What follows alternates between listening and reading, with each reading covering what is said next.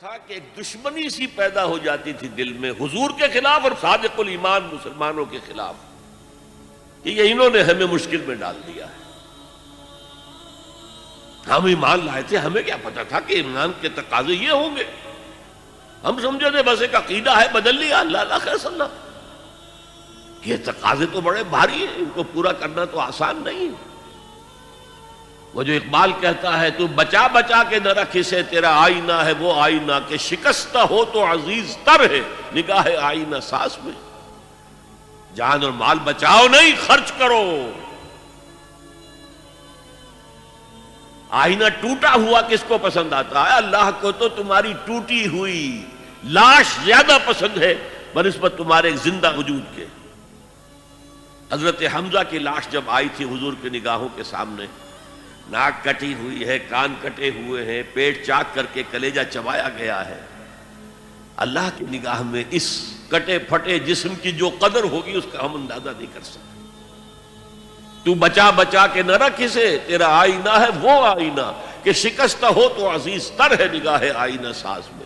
آئینہ ساز اللہ ہے. تو ایک تو دشمنی ہو جاتی تھی رسول سے, اور اس میں ایک خاص واقعہ میں آپ کو بتا دوں. حضور نے مدینے تشریف آوری کے 6 مہینے کے بعد 7ویں مہینے سے چھوٹے چھوٹے چھاپا بار دستے بھیجنے شروع کر دیے to threaten the life line of Mecca. مکے کی جو ساری معیشت تھی وہ تجارت پر تھی. اور اگر آپ تاریخی حیثیت سے جاننا چاہیں کہ یہ لنک بن گئے تھے trade between east and west. دیکھیے جب تک نہر سویز نہیں تھی تو مشرق و مغرب کے درمیان سمندری راستہ تو کوئی نہیں تھا. ابھی 1498 جب آئے گا کوئی 1000 برس کے بعد, تب وہ راستہ جو ہے ملے گا انسان کو کہ round the cape of good hope, افریقہ کی جنوب تک جا کے پھر جاؤ تو مشرق کا راستہ کھلا ہے. تو ہوتا کیا تھا, یورپ سے سامان تجارت آیا اور شام کے ساحل پر اتر گیا. ادھر ایسٹ انڈیز سے جاوا, سماٹرا, ہندوستان, چائنا, ادھر سے مال آیا سمندر کے راستے سے اور یمن کے ساحل پر اتر گیا. And between these 2 points caravans of the Quraysh, they were going to and fro. جنوب میں گئے, سردیوں کے زمانے میں وہ جاتے تھے جنوب میں, گرمی کم ہوتی تھی یمن کی طرف. وہاں سے مال اٹھایا اور چلے اب شام تک پہنچ کر شام کے ساحل پر پہنچا دیا. وہاں سے شام کا ساحل یورپ کا آیا ہوا سامان اٹھایا اور وہ لا کے سیدھا جنوب میں, سیدھا راستہ تھا بالکل سیدھا, اسٹریٹ ٹو دی نارتھ. اور وہ جو ہے آ کر یمن پہ اتار دیا. یمن سے پھر مشرقی ممالک کے تاجر وہ خریدیں گے اور لے جائیں گے کشتیوں کے ذریعے سے. شام سے یورپ کے تاجر وہ جو ہے وہ خریدیں گے اور لے جائیں گے. تو یہ کنیکشن بن گئے تھے between the trade between east and west. اور ان کو یہ سہولت حاصل تھی, پروٹیکشن حاصل تھی کہ کوئی بھی قبیلہ عرب کا ان کے کیروانز کے اوپر حملہ نہیں کر سکتا تھا, because they were the custodians of Kaaba. اور تمام قبیلوں کے بت کعبے میں رکھے ہوئے تھے, as if they were hostages with them. کوئی قبیلہ ان کے خلاف جارحیت کرے گا تو وہ اس کے بت کی گردن مروڑ کر باہر پھینکیں گے. اس وجہ سے انہیں اس پوری تجارت کے اندر, اور ان کی جو مالی حیثیت بہت بہتر تھی قریش کی بقیہ پورے عرب سے, اس کا سبب یہ تھا. اب حضور نے کیا کیا, اسے تھریٹن کیا. We are very much here now. This can be called the economic blockade of Mecca. یہ تھا پھر جس کے نتیجے میں, اچھا اس وقت تک قرآن مجید میں قتال کا حکم نہیں آیا تھا. یہ حضور کی اپنی تدبیر تھی, اپنا اجتہاد تھا. تو وہ کہتے ہیں دیکھو جی ابھی قرآن میں تو حکم آیا نہیں, یہ تو کچھ ایڈونچرس آدمی معلوم ہوتے ہیں, ایمبیشس آدمی معلوم ہوتے ہیں, انہوں نے ہمیں مصیبت میں ڈال دیا. پھر ان کا کہنا یہ تھا کہ بھائی دعوت سے, تبلیغ سے, نصیحت سے, ٹھنڈی ٹھنڈی باتوں سے اپنی بات پھیلاؤ. یہ کیا چھیڑنا قریش کو کہ پھر جنگوں کا آغاز ہو جائے. اندر تو تھی اپنی بزدلی، لیکن اس کے اوپر ردے چڑھ رہے تھے فلسفے کے. جیسے ہم کہتے ہیں کہ اگر کسی کو گڑ دے کر مارا جائے تو زہر ضرور دینا ہے. تو اس اعتبار سے وہ حضور سے بھی اپنے دل میں عداوت محسوس کرنے لگے. اور یہ جو مسلمان ہیں، یہ فینیٹکس، یہ پاگل، یہ جذباتی لوگ، یہ نہ دائیں دیکھتے نہ بائیں دیکھتے ہیں، نہ سامنے کے خطرات نہ پیچھے کے حالات، نہ انہیں اپنے بیوی بچوں کا کوئی خیال ہے، کچھ بھی نہیں. اور یہ فوراً کھڑے ہو جاتے ہیں، چل پڑتے ہیں، فوراً لبیک کہتے ہیں. جب یہ لبیک کہتے ہیں تو ہم نمایاں ہو گئے نا. اگر سب بیٹھے رہتے تو ہم بھی انہیں میں شامل رہتے.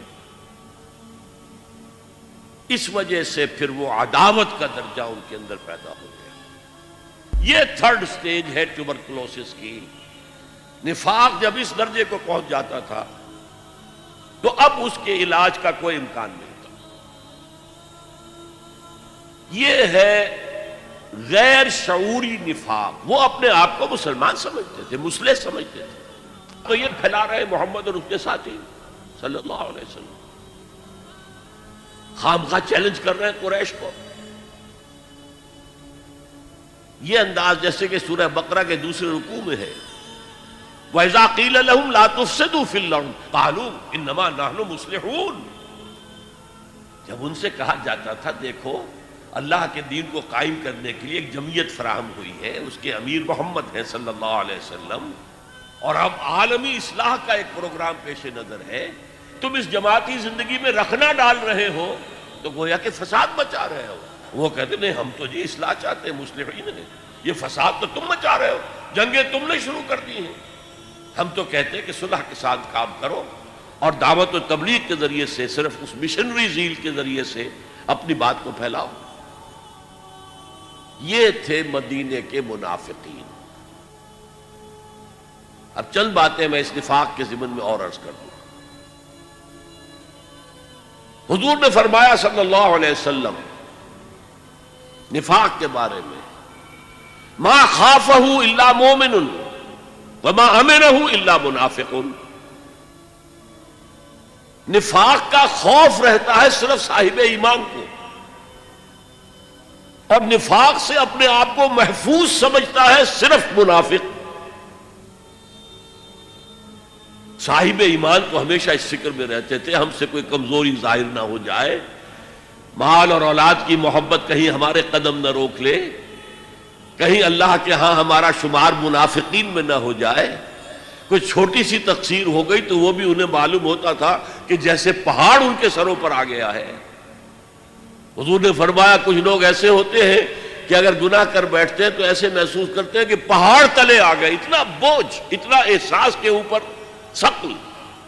اور کچھ لوگ ایسے ہوتے ہیں کہ بڑے سے بڑا گناہ کر کے بس اتنا سا احساس ہوتا ہے کہ ناک پر مکھی بیٹھ گئی کہ ہم نے یوں کیا اڑا دیا، بس اتنا احساس. وہ ضمیر نام کی اندر شے وہ بتاتی تو ہے تم نے غلط کام کیا، اس سے زیادہ نہیں، مکھی اڑا دی خلاص. تو ما امنہ الا منافق. نفاق سے اپنے آپ کو محفوظ اور مامون سمجھتا ہے صرف منافق. یہ غیر شعوری نفاق ہے نا. وہ نہیں جانتا کہ میں منافق ہوں، وہ تو کہتا ہے میں مسلم ہوں، میں محمد کے پیچھے نمازیں پڑھتا ہوں صلی اللہ علیہ وسلم، میں روزے رکھتا ہوں، اگرچہ طبیعت تو نہیں چاہتی لیکن کیا کروں، جبراً زکوٰۃ بھی دے دیتا ہوں تاکہ مسلمانوں میں شمار تو رہے. تو وہ تو اپنے آپ کو مسلمان سمجھتا تھا منافق. تو ما امنہ الا منافق وما خافہ الا مومن. مومن کو خوف رہتا ہے کہ کہیں میں نفاق کی سرحدوں کے اندر داخل نہ ہو جاؤں.